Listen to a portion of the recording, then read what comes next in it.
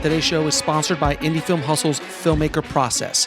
We provide filmmakers with professional services to get their films or series funded, finished, and distributed. For more information, go to filmmakerprocess.com. I'd like to welcome to the show Felicity Wren. How are you doing, Felicity? I'm really good. Thank you, Alex. Really good indeed. So thank you for coming on the show.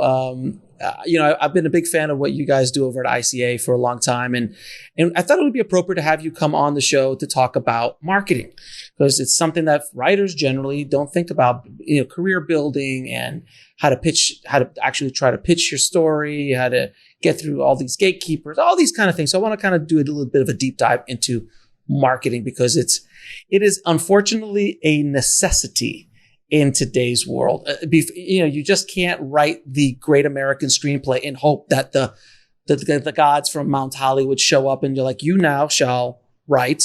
Here's $3 million. Yeah. This way to the Hollywood Hills. Like that's not a thing. But a lot of screenwriters, and I know that you know this, think that's the thing, and it's not. It's another skill set now that we have to talk about, which is marketing. But before we get into that, how did you get into this business? This ridiculous business that is the Hollywood industry. Yeah, we were just talking about the fact that it's a bit of an abusive relationship. So, Yes. yeah. Why on earth? Well, I kind of, I'm from the UK originally. I think my accent does give it away, just in case anyone was wondering where it's from. It's not Australia, it is the UK. I was going to pinpoint South Africa. I was reading. I was like South Africa, obviously. Obviously. Makes perfect sense. So I always loved acting. And then I realized that it's actually so difficult because you're always waiting to be picked. So I thought, what could I do to change that? So the guy I was seeing, who became my husband at the time, we started a theatre company, and we actually found ourselves in a little theatre, and we started working with creative people and people who were starting out in their career. And that was 20 years ago, and I still run that little venue in London. And 11 years ago, I was thinking, surely there's more to life than this. Because I think, I don't know if everyone feels the same, but I think that even genetically, it says every 7 years you become a completely new person. Every cell in your body is renewed. So I feel like if you're having a lovely life, or even if you're not having a lovely life, that's maybe a moment for you to think, what else could I do with myself? And so you always have that Hollywood dream, much as you were saying earlier about the writers going, someone will discover me. I thought I could come to Hollywood. Discover my genius is what I like to say. It's like, why hasn't Hollywood discovered my genius? Obviously.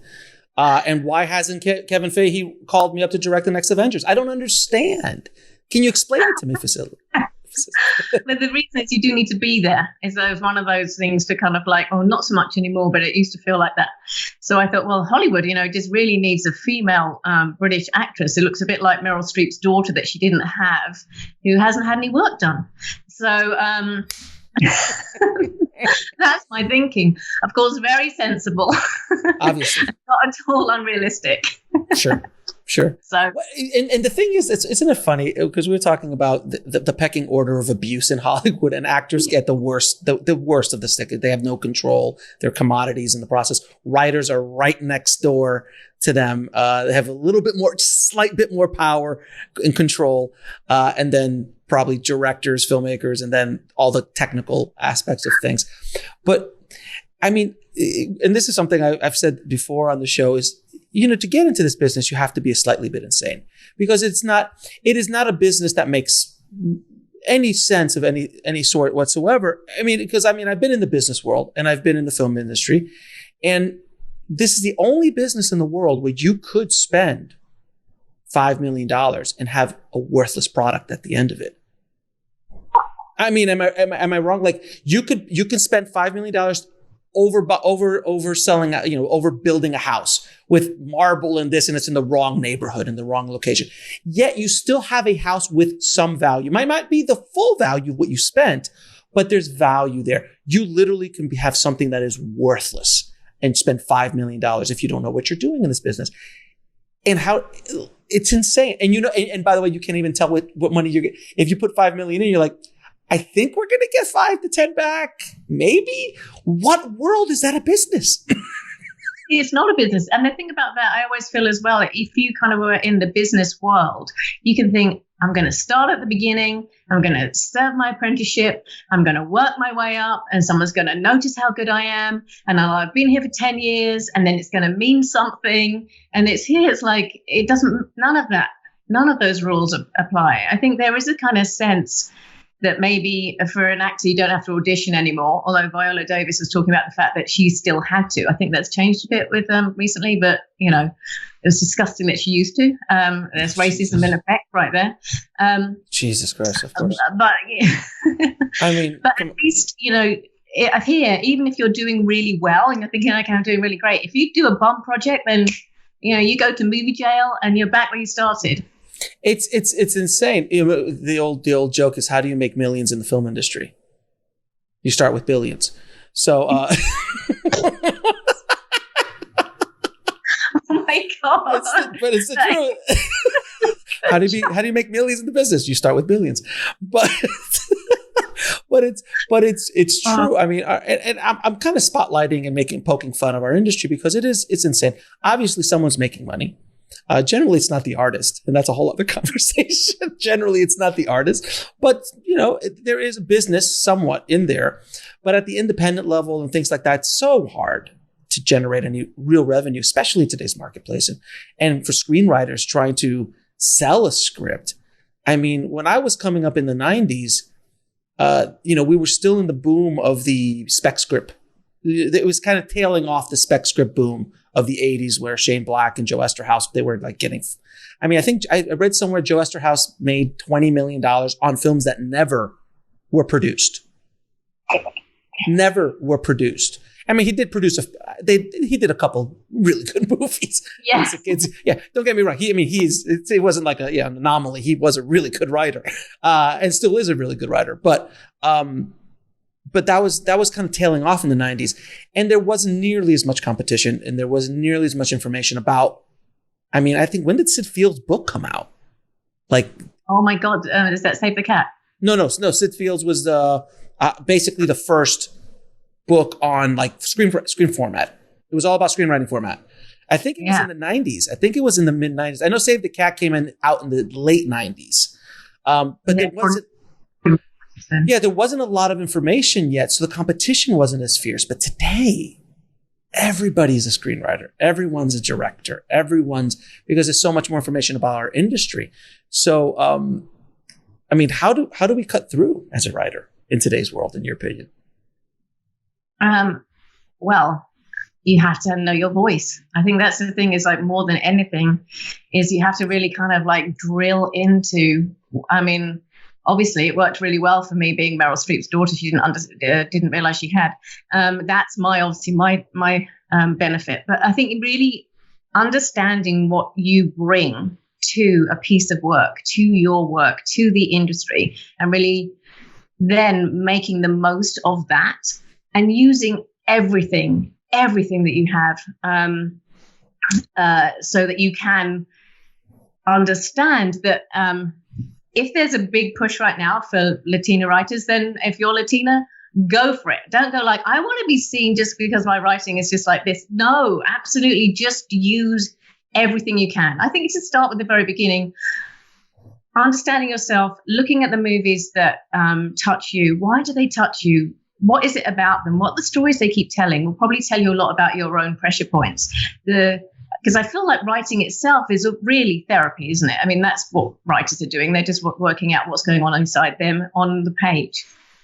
So if you look at other movies that really touch you, I think you'll get a bit of a clue as to what's really going on with you. Then really understanding those ideas and working to really hone them and find your way of presenting them that is different from other things you've seen, but the same, because that's the other thing. You don't want to be too crazy, because people want things that have already made money. But I think that's going to be the first point, is understanding who you are, your voice, getting really clear about it, the stories you want to tell, the themes that you have that are important to you, and then start writing. I think the idea that you just need one great script is a lie.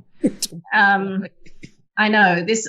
I think again that's still with that whole thing about. I think there've been like one or two stories and where people have been swooped in and kind of like, it was my first script, it was my first acting role, and now Diablo Cody is a perfect example of that with Juno. She got the Oscar and all that stuff. And it was like, it was my first script, and she had been writing for years, and that's what people don't understand. She'd been writing. She had been a prolific writer before she did her first screenplay. But I always tell screenwriters and filmmakers as well that the only thing you have going for you is your secret sauce. That thing that is unique to you. Like there can't be another Quentin Tarantino because he's got them. He's cornered the market on Quentin Tarantino. Like Aaron Sorkin has cornered the market on being Aaron Sorkin. Like there's no one who's going to be able to do that. No one's going to be able to be another Alex Ferrari or another Felicity. Like we have our thing that is ours, that gift, that voice, our experiences. It is so unique to us. And I think once writers understand, all successful writers do this, all of them across all mediums are the ones who tap into that makes them special. The guy or the gal who is copying or trying to imitate, and by the way, and I'd love to hear your thought, we all do that. We all start imitating because that's how we learn. From filmmaking and screenwriting, we start, we read the Shane Black scripts, we read the Tarantino scripts. We're like, we got to write script. Like the moment you sit down to try to write dialogue like Tarantino, you realize, oh, this is not possible because it's just something inside it. Like when you start writing Sorkin dialogue, you go, I can't get the beats that he's doing or Mamet. Like you can't, because it's theirs. You could try to go down that road. But I think once you start tapping into that well inside of you is when the magic start happening. Do you agree? I totally agree with that. And I feel because of the things you said at the beginning is there's no guarantee about really being in this business. So you should do it for the love of it.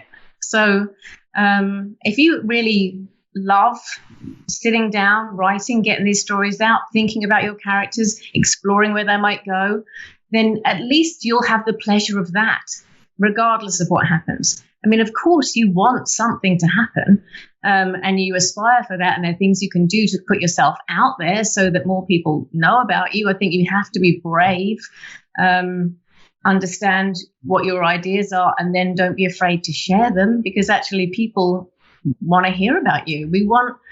I think this idea that only some stories matter is false.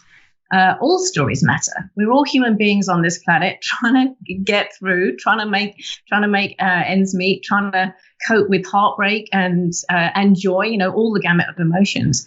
But the way we connect is through story and through understanding and really having compassion and empathy with another person. And you don't know. I always say to my writers, I'm like, you don't know what that one story that you've written, that one line, that one moment, that one scene will do for someone else who either reads it or watches it, and suddenly they feel seen. And that should be enough for you to sit down and go like, I'm going to do it for that. I'm going to do it for one person and then I feel better, then that's enough. And then from there, of course, you want to make money, but if you start from that, I think very sweet, unique place. Now, are you telling me then that you shouldn't get into this business for the money? Is that what you're trying to say? I mean, I got into this to be rich, obviously. So why? It hasn't happened yet, but that's why I started, obviously, because this is the place to make money. I mean, everyone makes money in this business.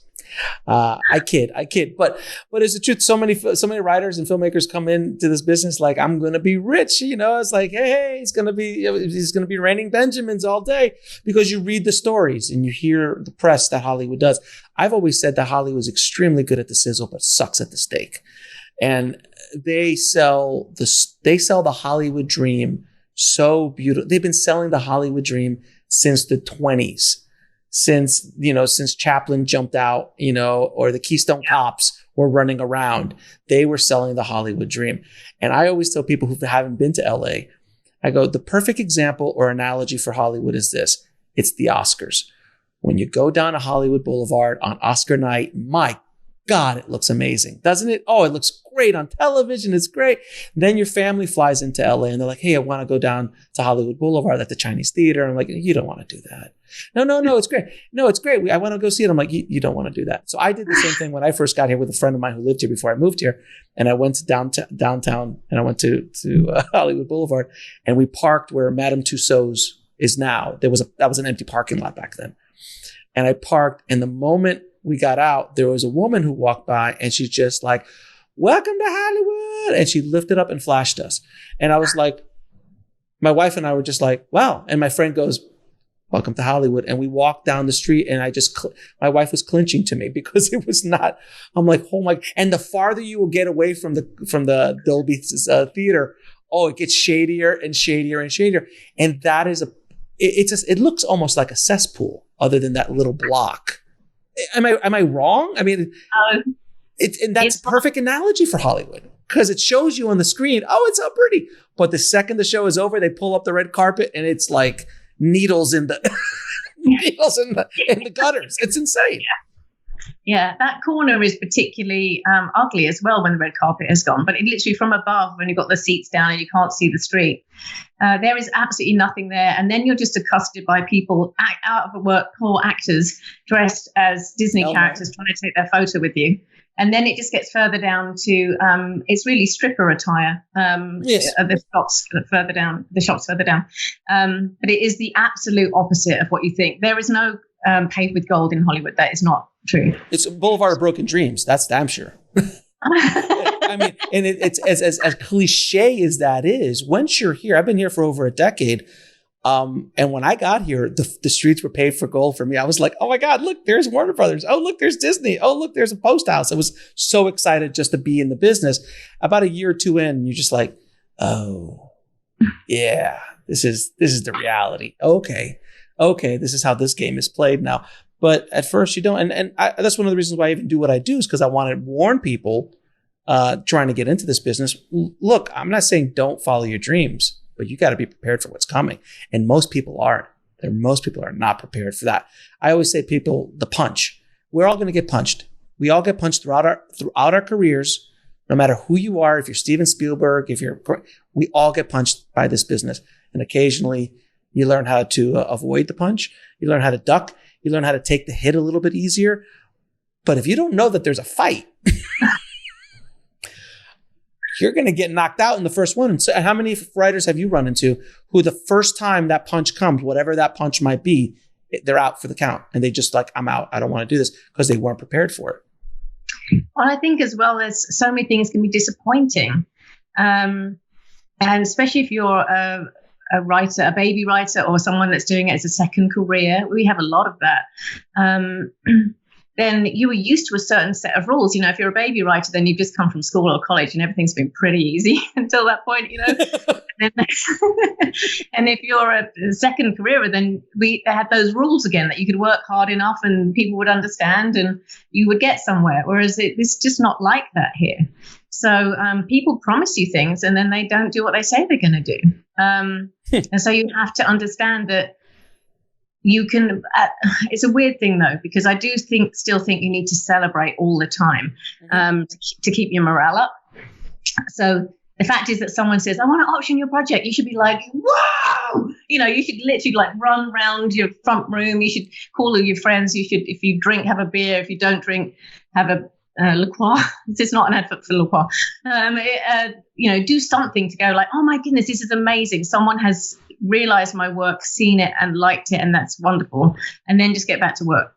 Because until it's actually signed, the contract is signed, until the money has gone over, till even they've started principal photography, until principal photography has stopped, till it's in the editing room, until it's all done, it doesn't even really exist. Until you're at the premiere. Yeah. Watching it on a screen or on your home screen at a digital premiere nowadays. Yeah. It doesn't exist. It doesn't exist. I know it's shocking for people to listen to, but here in Hollywood, people do exaggerate sometimes. And they lie straight up and they tell you they're going to do something and they don't. And the first few times that happens to you, you're just like, wow, this sucks. And it's rough. It's a rough go of it. No question. I think it's because everyone's trying to kind of push each other away, push up off each other. And this is, I don't mean it sounds so cynical, but it's so hard to get a movie made that you're like, well, if I get someone attached, then maybe someone will then put the money up. So you kind of like, you lie to both parties to say that this person's attached, so do you want to put the money? And then you go, this person's put the money up, so do you want to be attached? And there's that kind of chicken and egg. Yeah, that really I think can be that's where it can all fall apart, because actually nothing is really set in stone until it's set in stone, and like we say, that's when it's all done. So I think you have to find ways to make it almost like a game for yourself, so it's more lighthearted. I think to kind of stay in a place of it would be great if that happens, but it's not going to ruin my life. So that's what you need, lots of other stuff. I think the other thing to remember in this business is that you do need friends, family, hobbies, other bits of your life to fill you up, because this, whatever this is never going to be enough. And so when you're let down, you still have other things. You go like, well, I can go to the beach. It's okay. I can stop writing for a day. I can do that. I can go out for dinner with my lovely partner. I can do something that makes me remember that I am a human being living on the planet. And this is just one of the things I do.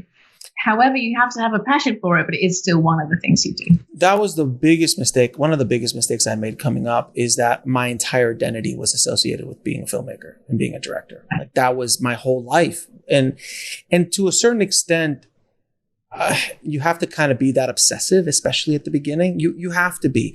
But that balance that you and I are talking about it's only because of age. We've been around the block. Hey, we've been around the block a little bit. It's like, to speak, what you just said was so eloquent and wise.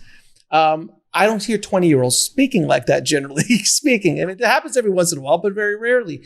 So that is just, you just gotta kind of go through it and you realize this. So hopefully people listening who are that age can take these notes and understand that I know you're trying hard to break through, and I'm writing and this, but if you completely attach your identity to the craft of screenwriting or of filmmaking or being in this business, you will never, ever be happy. I don't care if you win an Oscars, because I've spoken to Oscar winners who've won the Oscar and then they're like, now what? If you don't win the Oscar the next year, I'm a failure. Like, how crazy is this? Things like that. So you have to have a balance in life. And I'm so blessed to have a family that balanced me, because when I was young, it was first 10 years. It was just, that's all it was. But I was very, very depressed, very unhappy, because it was just this kind of high and low, constantly. And you never had this baseline. It was just constantly highs and lows. So you'd be so happy one day and you would crash the next because that guy lied to you. Or the financing fell through, which was never really going to happen anyway, because it was just some kid with a trust fund who said, oh, mommy's not going to give me the money this week. So, these are the things. The human condition though is next, isn't it? It's like next. So you get there and you think, oh my God, I would be so happy if I moved to Hollywood. You move to Hollywood, you go like, okay, what's next? I'll be so happy if someone read my script. Next. Then they want it. And you kind of lose track of that moment when you were a little person just wanting to move to Hollywood, and being able to look back and think, actually, I've come so far and I'm doing so well. And am I enjoying this process? That is what it should be. Am I taking a moment each day to be grateful and just to say, wow, I feel like being a storyteller is one of the best jobs on earth. I mean, I know it's not easy, but getting to dig into the human idea, getting to tell stories about love and triumph and changing the world. I mean, what an amazing thing to do. I think there are lots of jobs where people are just earning a paycheck, and I respect them so much, because that's hard just to do that, just to do something for the paycheck. Whereas with the story, you actually get to go, like, disappear into your mind and imagine a different way for yourself and for others. And I just think it's such a privilege to be here, and so enjoy it in this process. Really pat yourself on the back more often than not. Take a stop and go like, oh, this is amazing. I'm so glad I'm here. I'm so glad I'm doing this. And even when it's rubbish, it's just showing me how good it's going to feel when it's great. And I want to point something out that you just said, the process. I think that that's where so many screenwriters fail, is that they don't enjoy the process. They only are looking at the outcome. And they're putting so much pressure on their work and their art that it can never live up to it. I used to do that constantly with my work. When I would release a short film, I'm like, this is the one. This is the one that's going to blow me up. This is the one that Steven Spielberg is going to see. And he's going to come down from Mount Hollywood, tap me on the shoulders, like, now you shall do Jurassic Park 7. Now, like, that was and when it didn't do that, which it doesn't, and it can't.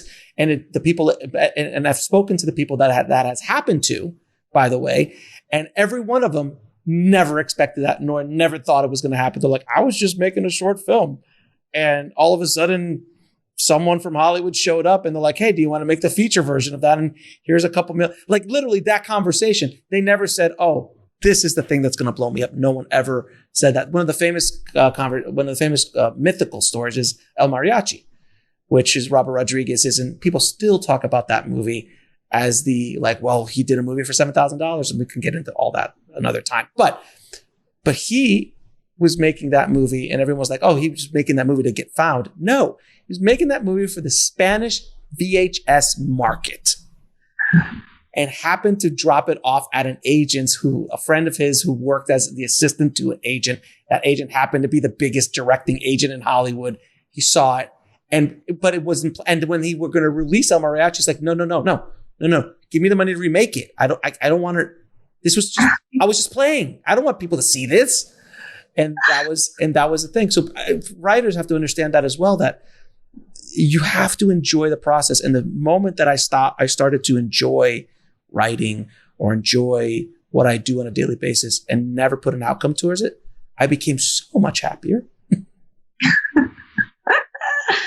Yeah, it's like everything in life, isn't it? It's like if you're trying too hard, is it worth the cost of that? So if you're looking for love, if you want to be in love, don't look for it. It's that same kind of thing. You do it because you're having a nice moment telling the story. And then keep telling them. And I think that's the other thing about, I think we started with that, is that I think you should really be thinking about ideas and writing out the ideation, really spending some time every week, every month to just think, okay, reading articles, what's exciting me right now, what is kind of like happening in the world that is important but still relates to me and is relevant to my life and the things that I care about, and just say, like, start writing ideas out about, like, so what would happen if these people who I'm trying to think of an example, had cat ears landed on the moon, and it's not a great one. It would be a very niche market.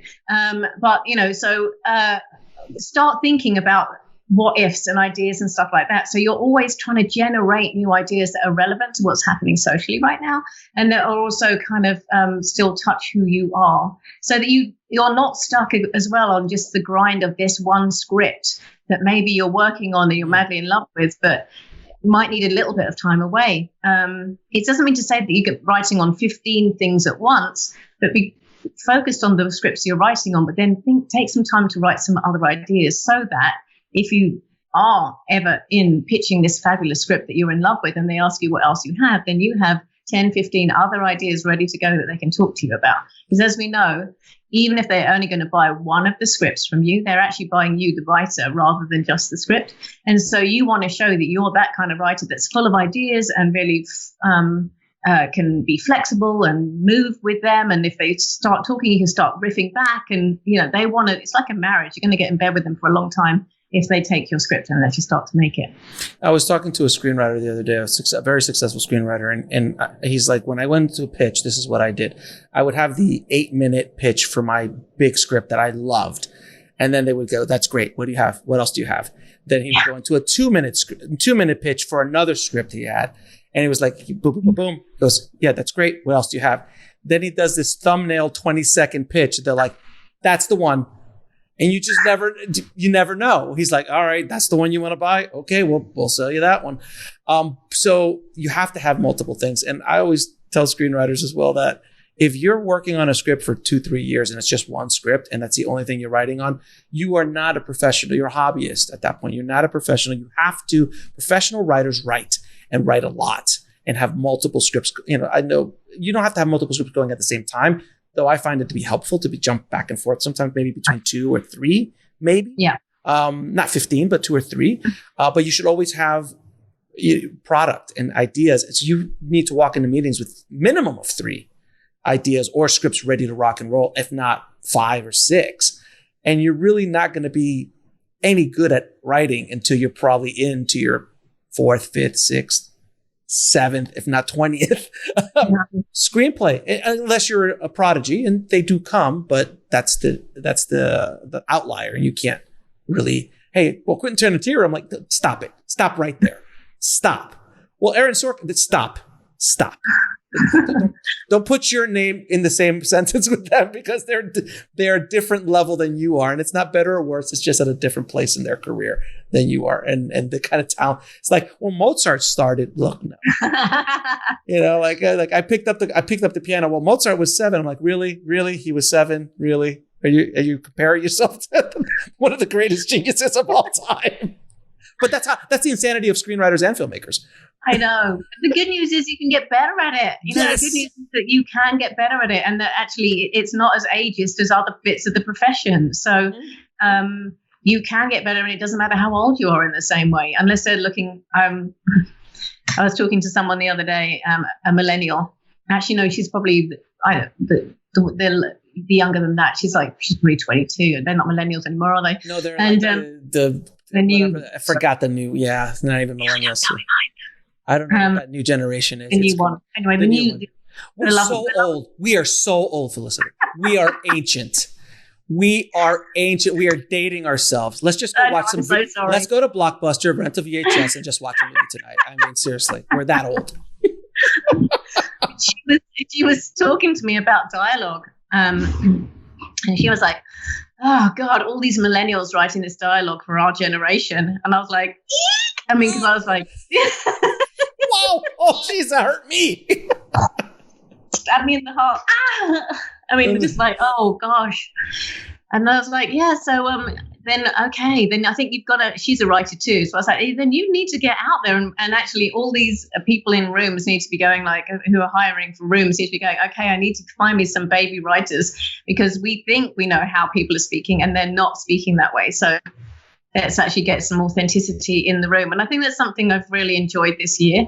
COVID and just previously to COVID, this whole kind of thing is this search for authenticity in writing and in rooms and in TV shows and in features, that stop being older white dudes kind of writing young women and stuff like that. I feel like it's great that things are changing.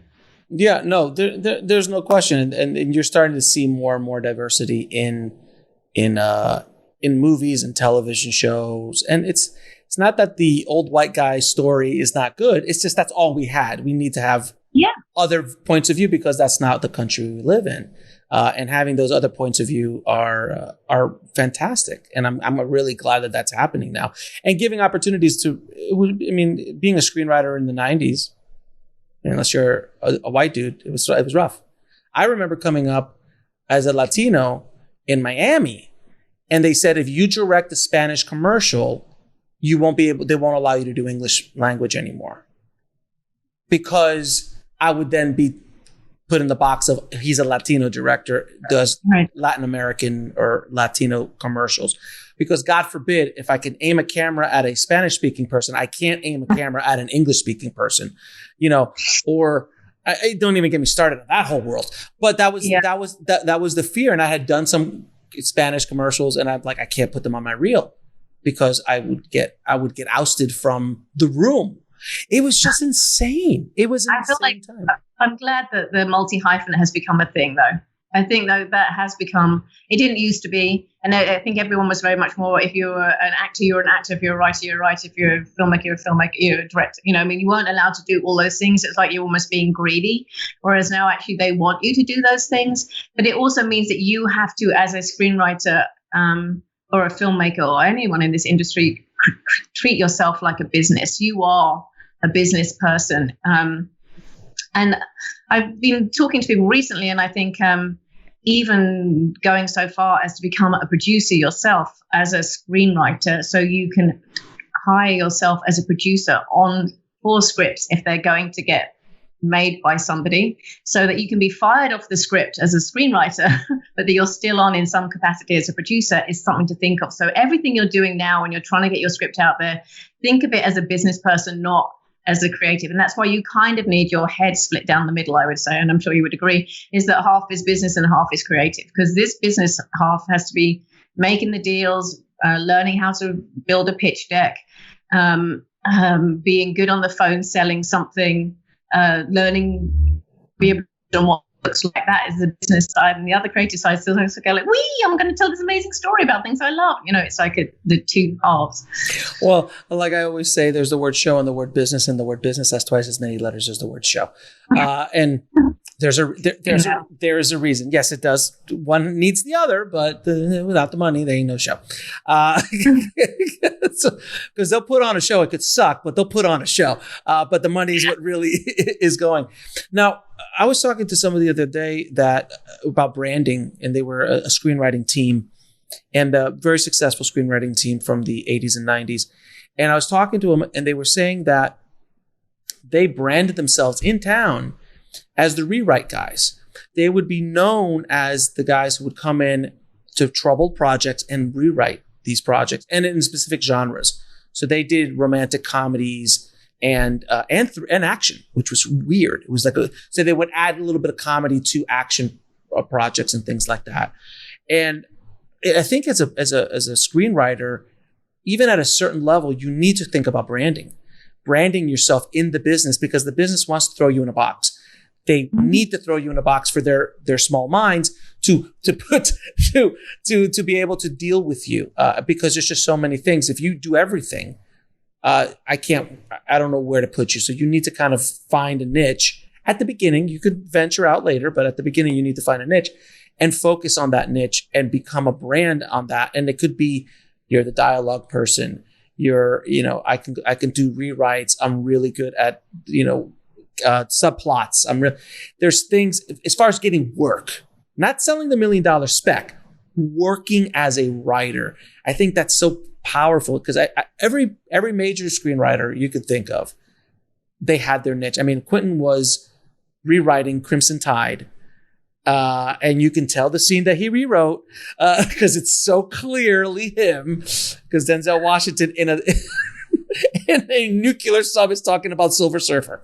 So I'm like, that's the Quentin Tarantino stuff.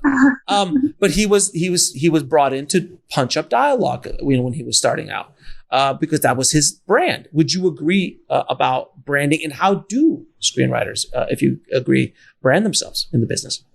Yeah, it's a really interesting question. We talk to our writers on our development slate, and the way we ask them to talk about themselves is that if you were a Hollywood producer, because they're all producers from anywhere, quite frankly. But you were clicking through and you were looking at your profile, so the kind of like the bio of you, the story of you, what kind of writer would they get if they hired you? So are you someone who is fascinated by familial relationships and how they explode, and how life can be different if you come from a blended family? Or do you like to focus on dialogue and comedy and unpicking stories and from narratives that we've already heard? You know what I mean? So whatever because I feel, again, it's that thing we started with in the idea that knowing who you are and what your pressure points are and what your story is, that is your brand. So you have to get very kind of clinical, I think, and dissect and go into your work and go like, what are the things I keep talking about that actually, if someone was going through and they went, I want to punch up the dialogue in a family script with a breakup, and you're like, I'm really interested in relationships and breaking up, and kind of, then they've got that for you. I think if you're particularly interested in horror or something like that, and you say like, I seem to be drawn towards these kind of genres, then to put that in as well. But I feel like how you tell a story and the kind of beats of it, the heart of it, even in these different genres, will probably remain pretty similar, because that, as you said, is your special sauce. So I guess what you're asking for the brand is to find your special sauce and articulate it correctly. Articulate it, if you will. Yeah. and promote yourself that way. And you're right. I think one of the bigger mistakes that a lot of early or baby screenwriters, as you like to call them, do is that they're like, oh, I write horror, romantic comedies, actions, and sci-fi. Like, you're done. There's no way. No one's going to hire you because they don't want a generalist. They want a specialist. When it's writing, would you agree that they're like, I'm an action producer. I want a guy or a gal who just loves action and writes action. And if there's a little humor in it, all the better, great. But I need someone who's focused on action, or I need someone who's focused in horror and thrillers, or I need someone who's focused in sci-fi or in romantic comedies or comedies. Do you agree? I feel like it's got a bit, because of much more genre busting, and I think genres themselves have become a bit more fluid. But I think it's that thing about, as you were kind of saying, is you can't be an expert in everything. And if you are trying to build up your career, you should be trying to find producers, directors, managers, these kind of people that like people like you.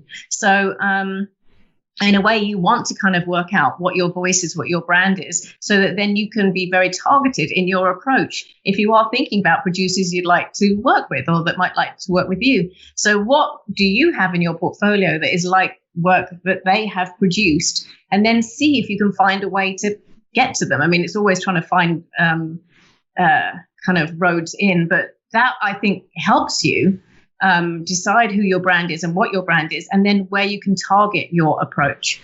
A manager, if they tends to, I would say, probably tries to cover all bases, but see if there's a hole in their roster. So they've got a comedy person, they've got an action person, they've got a TV person, but they haven't got someone that's really focused on horror. Then maybe you could approach, that would be your approach, is that I really like these interesting characters that are in difficult situations. I particularly like horror that's psychological rather than gruesome. I see that you have done your other writers on your roster do this and this. I feel like this is maybe a place where I could fit in your roster if you're looking right now.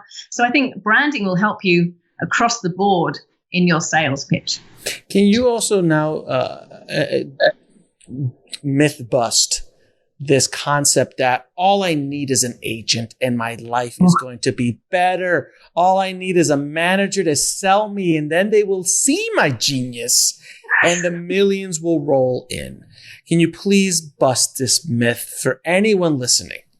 I always say there's a reason why they take 10 and you get 90. And it's because even if you get a manager, at maximum, they're going to do 10% of the work and you do 90%. That's great. That's great. I love that. I've never heard that one. That's great. So, I mean, like the idea that they're gonna take you on and then you're gonna sit by the phone and it's gonna ring. And it's the same for actors. You know, I mean, that is not going to happen. The best thing you could do if you were going to meet with managers or try and get in touch with them or try and, there's a whole thing, Twitter, follow them on Twitter, do your homework on IMDb Pro. This is not an advert for IMDb Pro, but find out, who their writers are, is that you nowadays can find out a lot about who they are and what they want. So that when you approach them and you go like, actually, I think I might be a right fit for you. And I've done some homework as to where I think my projects might land in the industry. They're like, thank God, I don't have to think about that. They've already given me, if they like you and they like your work, they're like, wow, I already have a starting point. I don't have to think about where I'm going to send them, because if I agree with some of these ideas, then it's taken some of the work away from me already. Managers are looking, like most people, to do as little as they can for as much return as they can. And depending on where you are in the roster, again, they've got lots of people at the top that they have to be seen to be doing a lot more for. If you've just signed with them, you are literally the last person there. Or they might give you a bit of a burst at the beginning where they're like, I'll get you around town. And you have this kind of flurry at the beginning. If nothing happens then it will be crickets and nothing will happen ever again. So this idea that they are going to look after you and change your world is absolute rubbish. But it does give you a tick. It gives you an authenticity. It gives you someone else has chosen you for when you can then go out into the world and approach other people. And you go like, well, I'm signed with this manager, so therefore let's have this conversation. Yeah, and I noticed you kept saying manager and you didn't say the word agent very often in that conversation, because it's very true. Managers are a little bit more open to nurturing careers, slightly more. Agents are mercenaries. They're absolute mercs. It's totally the business. Yeah. It's just the business. And for screenwriters, you have to understand that the agent is only going to sign you if they believe they can make money with you. And the easier the money, the better. You just won Sundance, I'll sign you because I know I'll be able to probably flip you really quickly and make a little quick cash. You're a commodity. That's what it is. You look at these huge movie stars from the 80s and 90s. They're not at CAA anymore. They're not at William Morris anymore. They're at second tier. Because their career is not making 20 million. He's not making, or she's not making 20 million a pop anymore. So it's business. It's business where a manager will kind of a little bit more, but yeah, you're right. The water bottle tool, they might throw you on the water bottle tour. And if there's no bites on that shotgun, it's a shotgun approach essentially. Yeah. Like just throw you out there. See if anyone bites. If someone bites, great. If no one bites, okay, let's see what happens. And we'll hold them around or hold it around for a little bit to see what happens. But it's the case. And like you said, the more of a complete package you can bring to them as a writer, the more likely you're going to get. So if you are a prolific writer who has now not only written screenplays, but has multiple selling books, self-published books on Amazon, you have a website, you have maybe even a small following from your books, you've got a business, you've packaged all this together. You bring something like that to them, they're going to take that writer much more than the writer who's just like, this is the one, forget it. No. It's over. Well, it's a nice idea, but it's just, again, it's that the manager only has so much time too in their day. Right. And they are trying to make money themselves, so if you can help them make money from you, then they're going to be like, thank you very much. I've been looking for you. And I need 10 more of you. Yeah. And also, I think it's just to empower yourself. I mean, we talked about this earlier, Alex and I, the actor has nothing until they start writing, and if you're a screenwriter, in a way, you're waiting to be picked. So how can you help yourself? You write a lot and then you do the research so that if something does come along, you are ready. If you're in a lift somehow, if that ever goes in, elevator, that's the word, that you can pitch your project. You know where it would land in streaming or TV. Producers that might be interested in it, and you've already done this work. And if someone's saying, like, what are you doing that now? I go, well, I'm doing this, and I think it'd be right for HBO Max, but I'm just wait. My manager's speaking to a few people over there. Then suddenly you can speak with authorities, and they're like, oh, HBO Max is looking at it. Someone's, then because everyone likes to hear those kind of trigger words that then maybe means that they should be interested in having a look themselves. And it means that you have something to hang on to rather than just, this is my art and I'm writing. It gives you, You're providing value. And that's the key to any career, anything you do in life is to provide value to the other person. Every relationship that you have, you're providing value. So many screenwriters, do you know I get pitched? I get pitched screenplays. They send me, this is how, and I've said it 100 times on the show, don't send me a screenplay. I'm not a producer. I'm not going to produce your screenplay. I know. And I will get cold emails with query letters with a screenplay attached, which of course gets deleted instantly. Yeah. And I'm like, why? You've done no research. You just saw me talking to some producer and you think that I'm going to read your screenplay and go, oh, who'd be, I'm going to reach out to this guy that I just talked to because obviously, no, just do your homework. I mean, and that's the other thing. So many screenwriters don't know who do you approach and how do you know who you approach? I always tell them, IMDb Pro. IMDb Pro, IMDb Pro, IMDb Pro is your best investment, great ROI. And you've been saying, find out what they're looking for, who's on their roster, what kind of projects that they're into. Are you going to pitch a romantic comedy to Blumhouse? Which I'm sure they got him. I promise you they get them. I promise you they get them. Well, I think you just want to set your best foot forward. This is just so that you have more of a chance. And I think sometimes it's difficult because, again, it's your own work. it depends. Some people are egomaniacs and they're like, it's my work, you got to listen to me. But I tend to find that they tend not to be the best writers. It's the people Shocking. that are more Shocking. Yeah, it's the people who are a bit more humble and a bit more sensitive and find this difficult. Try and imagine it's your best friend. I don't know, call your writer's self. So I guess it's Beyonce, isn't it? It's Beyonce and her kind of alter ego. You know, she has her stage persona. The Queen Bee. Yes. Yeah, the Queen Bee. So I guess basically do that for yourself, is that you have the writer who is a sensitive human, has to kind of expose their innards so that we can have enjoyment from it. And then you have the business person that goes like, okay, I'm going to take that sensitive little soul and I'm going to work out the best way to move them forward, and use a different part of your brain, call yourself somebody different. I'm sure people have actually I think there's all those kind of old movies where they were like, hey, I'm here for the meeting, and then they go like, oh, I'm here, you know what I mean? They pretend to be the agent and then ring them up. You don't have to do that, but I think psychologically it's probably worth doing that. So treat your writer friend as your best friend and try and say, if you were giving them advice, what would you do? And he would be like, be brave, throw your hat in the ring, enter that contest, you know. Try and send a cold email, see who you might want to work with, you know, really give them advice as you would a best friend, because I think it's so hard when it's just little you and your work. But actually, people are looking for story all the time, and it is so hard to find good ones. A good script is honestly, it's not even a needle in a haystack, it's a needle in a haystack in a hayfield, you know what I mean? And in a I don't know, in somewhere where there's lots of hay. I mean, it's like, it's huge. It's so hard to find a good script. And an original voice. I mean, if you have something, if you think, oh my goodness, I read a script the other day that I really liked because it was about two young homeless kids, them living on the streets, and then an incident happened, and then how they get off the streets. I've never really seen that, and it was written from such a authentic point of view, and it gave the main characters had things that were extraordinary about them, even though they were dirt poor and living on the street and in hardship, you know. And that I was like, okay, this is good, this is interesting.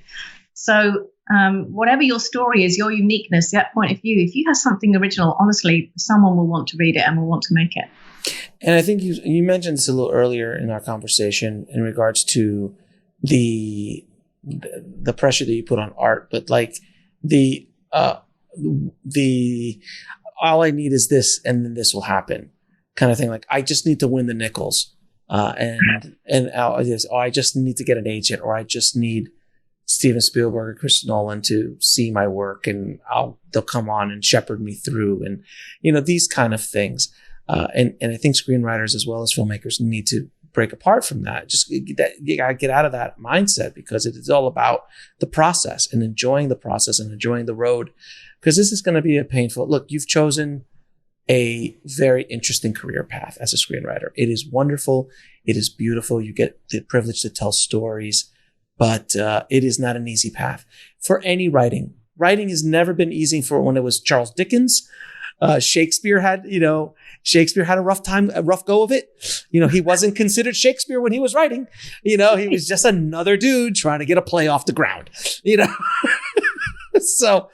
And to understand that humility that you must have, because if you are not humble, this business will humble you to your knees. Oh my goodness. It will humble you. Anytime I see one of those egomaniacs, which I've run across, oddly enough, a handful of times in my business and in my time in the business, I always say to myself, don't worry, the business will take care of them. You know, I've literally had producers in the room like, I'll see you at next year's Oscars with this film. Like, it's just such delusion that, and I think when you run into people like that, and I think this is an interesting conversation to have, when you run into delusional people in this business, in every level, from the screenwriter to the producer to the financier to the actor, whoever, that is obviously a defense mechanism that they created for themselves to survive this gauntlet that is the film industry. They don't understand yet that that's not the way to do it, but it's a defense. How would you, if you have to deal with someone like this, which I'm sure you have, and I have as well, what advice would you give to deal with delusional people. And by the way, if you don't know any delusional people, you are the delusional person. Like I always say, like, how many people here know an angry or bitter screenwriter or angry and bitter filmmaker? And everyone raises their hand. Like, if you didn't raise your hand, you're the angry and bitter screenwriter that everyone else looks at. So, oh my gosh! But it's true, isn't it? I think you're right, though. I think I try and look at it like this: that anyone that is being either mean or delusional or horrible or all that kind of stuff comes from something that they've got going on. Oh. It's something to do with them. It's actually nothing to do with you.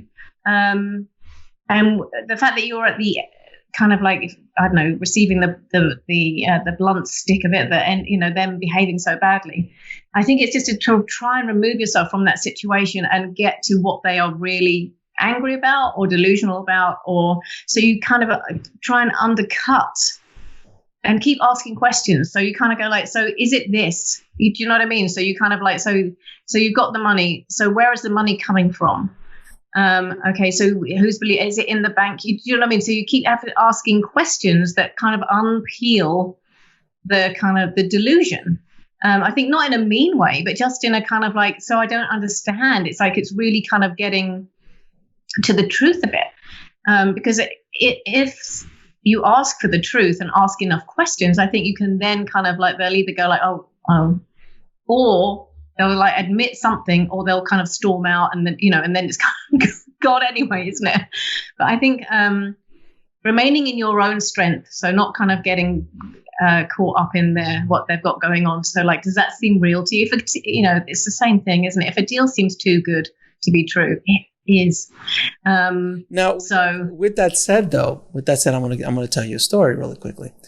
If I told you that there was a producer who said, we're going to get $1 million for this project, I go, where's the money coming from? Oh, there's this guy who married a rich woman in South Africa, let's say, and he gets a stipend of $1 million a month to play with as his walking around money.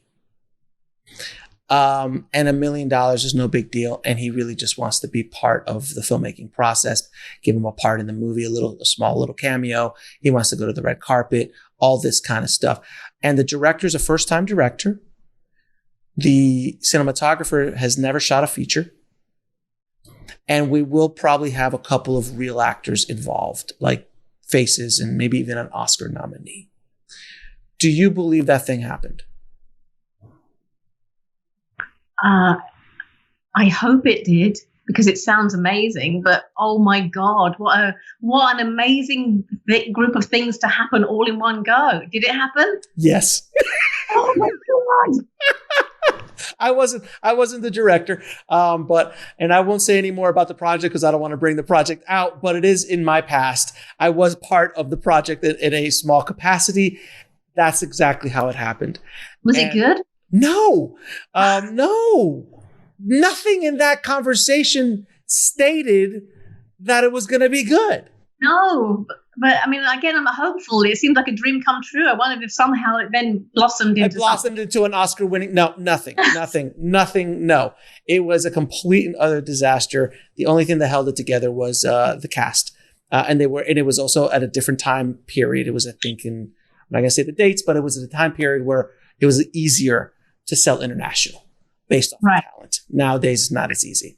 No. But so there's those stories, and you can imagine me. I was just like, why is this happening? And why doesn't anyone give it to me? Why hasn't someone given me the $1 million? Obviously, I'm a much better pack. Don't they understand my genius? Like I always tell people, I'm the humblest guy you'll ever meet. Like the humblest of the humble. No, but of all the humble people, I'm the humblest.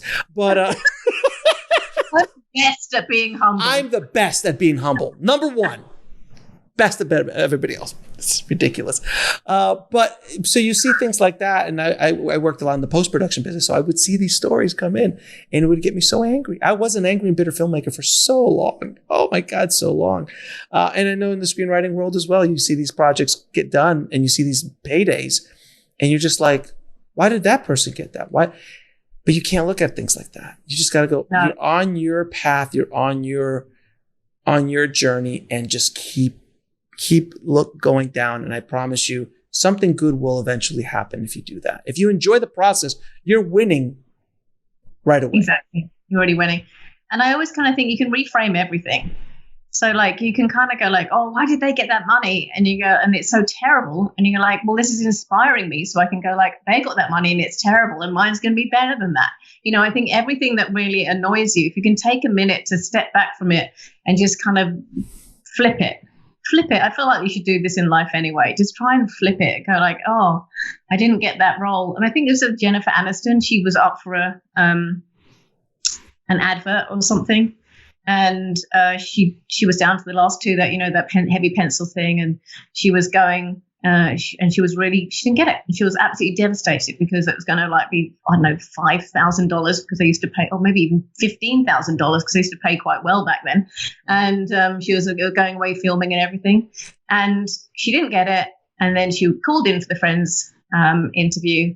And it would have been while she was away filming and she got that role instead. And you have to think about how different her life has been for not getting that interview. I do believe that there is a plan for us now we're going into spiritual world and the destiny and all that kind of stuff.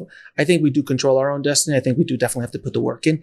But there's just forces, man. There's just things that just you can't see things like, you know, the Friends gang, how they all got together. Like it just so happenstance. It was so perfectly put together. And they're making hundreds of millions of dollars 20 years later still, and they're still making money off that show. All those kind of things, there is destiny. There's just no question. I was listening to, I had the producer of Pretty Woman on the other day, and he was talking to us about Julia Roberts, and he wanted Julia Roberts to be on the show, on the movie, and Gary Marshall wanted Julia Roberts, but Richard Gere had to sign off. So Julia Roberts, this is Julia Roberts basically, I think, after Mystic Pizza. So she was not Julia Roberts. She was, I think, 20, whatever. I think she's like 20, 21. She was a baby. She goes to his apartment. Gary's with her. Gary leaves the room. This is the way the story goes. Gary leaves the room. He's like, I got to go to the bathroom. So he could get to know her. And then like 15 minutes later, he still hasn't come back. He calls up Richard on the phone and goes, Richard, what do you think? While she's in the room. And while he's on the phone, Julia Roberts writes on a Post-it, writes a little note on the Post-it and then shows it to him. And it says, please say yes. And Richard, of course, fell in love with her at that moment. And the rest, as they say, is history. But that was just that's fate. Like you can't, and how Julia Roberts was even considered for that role. So many stars had to align to get there. There is that. But I think it's the Friends thing. Sorry to interrupt you. I would say with Friends is that all that money didn't make them happy. Not everyone. Absolutely, you're absolutely right. So actually, having a happy life is more valuable than being an Oscar winner or the best screenwriter. Amen. Or the most famous actress or the most, being happy with yourself and with who you are as a human. Be careful what you wish for, because it might just come true. And people listening like, oh, I want to be a famous this, or I want to, direct that, or I want to write this. They don't understand what that entails and what trade-offs you have to do. If you want to be the biggest movie star in the world, there is some trade-offs. Yeah. You want to write on a studio project, there is some trade-offs. Yeah. You want to direct a Marvel movie, there is some trade-offs, things that you don't understand because you've never sat in that chair. And I've been blessed by being able to talk to a lot of these writers and directors who do sit in these chairs. So I hear all the stories. So when Kevin Feige does call me for Avengers Part 5, I'm ready. You've done your prep. I'm ready. So Kevin, if you're listening, I'll take the meeting. I'll always take the meeting. Now I'm going to ask you a few questions to ask on my guest, Felicity. What are three screenplays that every screenwriter should read? Oh God. Get Out. It's the one that's just it's Emily Blunt and John Krasinski. Quiet Place. Quiet Place, yes. A Quiet Place. You should read that because I think what I love about that is that's so imaginative about how they put it on the page. You know what I mean? They kind of did something different.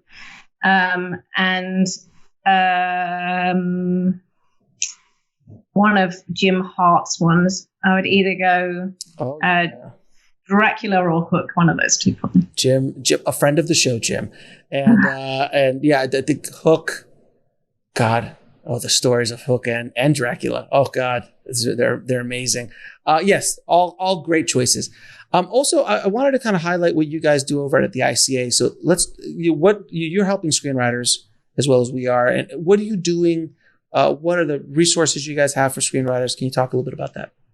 Yeah, thank you. I'm the VP of Development for the International Screenwriters Association. It was started by someone who was an actor turned screenwriter who moved from Chicago to LA and was like, my goodness, everyone wants to take my money and no one is doing what they said they were going to do. So he just started an online resource for screenwriters so that you could check stuff out. It's a place of community for screenwriters. It's a place where you can put your profile up, you can put your screenplays, you can put posters, sizzles. So you can make it a place with other screenwriters where you can completely put your brand in one area. We have producers that are signed up to the site and they definitely go through and look at talent and look at screenwriters. You can promote your success on it. And then it's also full of the other half of the business. So that's you and your craft and your career. There's a lot of teaching elements of it too. But there's also the business side. So we have, it's called ISA Insider, where we make a variety of all the news comes through. So you can have a look at that. There's pro tips and tricks about what's going on in the industry, red carpet interviews like such as yourself that actually go and speak to directors and producers and see what they're doing and how they found their way in the world. So it's always it's a hub really for you to find people like you and information you might need. I also run a development slate of 172 writers, which is a top tier writer pool of scripts I found through contests and referrals and success stories, just brilliant success stories. I love following people who are doing well and telling people about it. That's the other thing. If you are doing well, not to be obnoxious, but let people know. Let people know that said no to you in the past. Let people know that helped you on the way. Say thank you. We all like to feel that it reminds me that we're all connected. And in some way, even a pizza takes hundreds of people to make it, You're right. To plant the corn, to grow the corn, to mill the corn, Yeah, I mean, we're all so interconnected. I think COVID showed us that more than ever, is that we actually all need each other. So to be in a place where you kind of go like, okay, we're all here, gang. And when times are difficult and when you have those moments where you're dealing with delusional people or things are down, to have these other people that will lift you up and say like, I really believe in you and, keep going. Now in England, do they have pizza made of corn? Because I wasn't aware that corn was an ingredient in pizza. So I just wanted to clarify because I haven't been to England. I'm not sure if that's the thing. I just want to be prepared if there is corn pizza, not to look like an outsider. Yeah.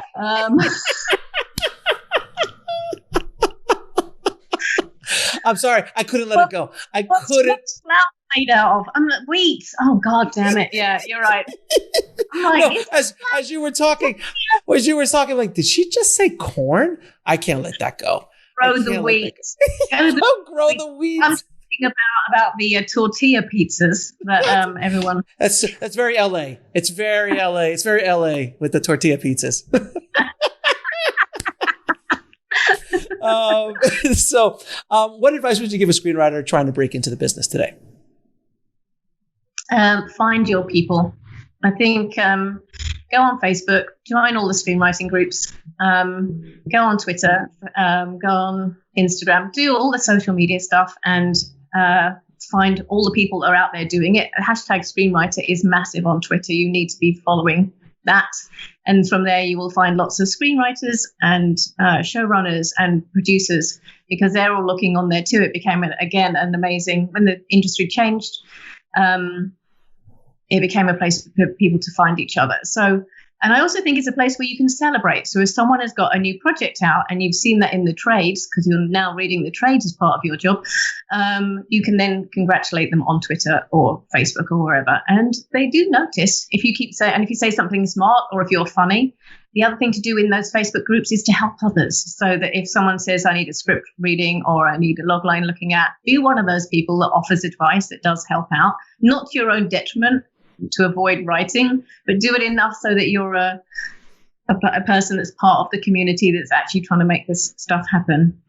Then I think you just have to kind of enter contests and fellowships and look for grants and see if there's like a little area in your hometown, if you're not in LA, that has projects that they're working on. Volunteer on, find people that are writing shorts or producing shorts, film schools, volunteer, go to be on set. You can learn a lot from being on set, I think.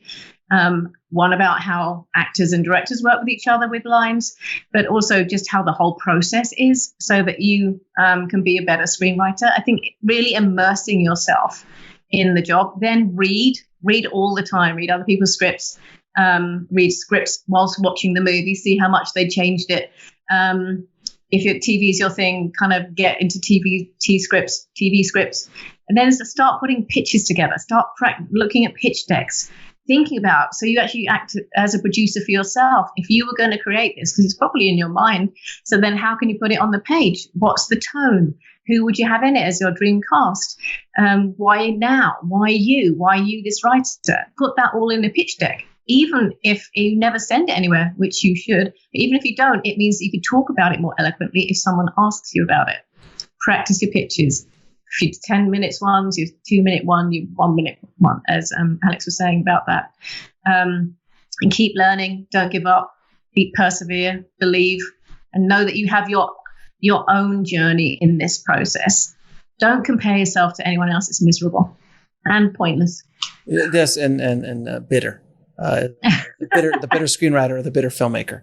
Well, it just makes you feel horrible. What's the point in doing that? You know, it doesn't touch them at all. And you're just going around going, it should have been me, it should have been me. And it's like, why? It doesn't make no sense. Be happy for them and do something better. Or just do something that they can't do. Do that thing that you can do and only you can do. Now, what is the lesson that took you the longest to learn, whether in the film business or in life?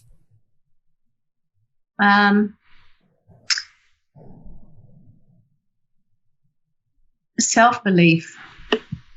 I think that is the hardest one. And unfortunately, nothing in any aspect of your life works without it. You have to believe in yourself. You have to think that you're worthy. So self-worth, I think. And it's an ongoing process. I'd like to say I'm there, but I'm there on some days. You know, I was nervous about doing this. I will beat myself up afterwards about times I stumbled over words. You know what I mean? So it's a continuing. We're all a work in progress. So I guess remember that and let yourself off the hook about it. You know, I haven't killed anybody yet. You know, so I'm not a murderer. So there are worse things. Exactly. And I've already forgotten about the corn pizza. Now. Oh my God, my name is Felicity Worm and I eat corn pizza. I'm telling you, that is a Teenage Sleuth book series. Right now, you and I should collaborate. And last question, 3 of your favorite films of all time. Okay. Eternal Sunshine of the Spotless Mind. Charlie. So the only thing is I have to have 10 minutes afterwards to cry. I literally have to cry for 10 minutes afterwards because I'm so sad about my life choices and so happy about them at the same time. It's one of those things that, you know, if you had to do it all again, would you? Yeah. Does it hurt like hell? Mm-hmm. Yeah. So it's just, I love I love the imagination of it, the magic of it. I mean, I was gonna then go, can I do 4? Sure, absolutely. Because then that leads me to the Truman Show. I'm a very big fan of Jim Carrey. I think he is underrated as an actor. He is a modern day Dick Van Dyke. Again, massive fan of his. I think he is so versatile and so talented, and people are. He was in a stereotype box for a while, but he is incredible. I think he's an amazing Man in the Moon. Man in the Moon. So yeah, Man in the Moon. Oh, amazing. Yeah. So those are my 2. I'm going to link those together, even though they're not the same. And then The Hours, I just love because I really enjoyed Stephen Daldry's directing. I just think the script itself is so beautiful. I hadn't seen many pictures with 3 very dynamic and different female leads, who that ensemble was such an ensemble piece. And it was, I will never forget the image of Julianne Moore on the bed reading the book and the water just coming at her, feeling like she's drowning by being a housewife. And as someone who doesn't want to be a housewife, I really, really it really spoke to me. So The Hours, and the storytelling is beautiful and the acting is incredible. And then I think a bit more recent is Arrival, because oh my God, it's such a smart script. And when you understand what it's been doing with you at the end, how it's been messing with your mind, I was just blown away by the ingenuity of it and the stylishness, the exotic sophistication of it. And I also hate it when aliens are portrayed as the enemy, because I feel like it's another form of racism. It's all like, who's not you? It's an alienism. Yeah, it's an alienism, racism. But it's this whole thing about keeping us divided. Anyone that's not you should be feared. And I feel like I love that about Arrival, is that it turned that on its head, and it gave us, and at the same time, humans were going to help them too. So it wasn't a case of we've come to rescue you. It was a partnership. So I really enjoyed that about it. And where can people find out more about you and what you do over at ISA, excuse me. ISA. Well, you can find us at www.networkisa.org. And I am on the website there. You can just go, it's a really kind of big website. You can go and have a bit of a poke around, have a look. There's so much free stuff on it. There is a $10 a month or $99 a year membership that puts you on a slightly, it's called the ISA Connect. It's a slightly more elevated membership. The rest of it is free. And that basically just means that you get 4 free contest entries a year, which is actually worth more than the fee you pay to be on it. And you have a few more things that are just for you, extra classes and stuff like that. But you can have a look. It's all free. Have a wander around. I'm there. Very cool. Felicity, it's been a pleasure talking to you. We had a lot of fun. And I hope this episode helps a few screenwriters out there, and hopefully they're not crying, curled up in a corner somewhere in the fetal position after this conversation. I hope they are empowered to move forward with their dreams and their careers. So thank you so much for that. It was such a pleasure to meet you. And I agree. It started off a bit negatively, but we're just kind of like laying the foundation before we said, this is what you can do instead to make it all okay. Absolutely.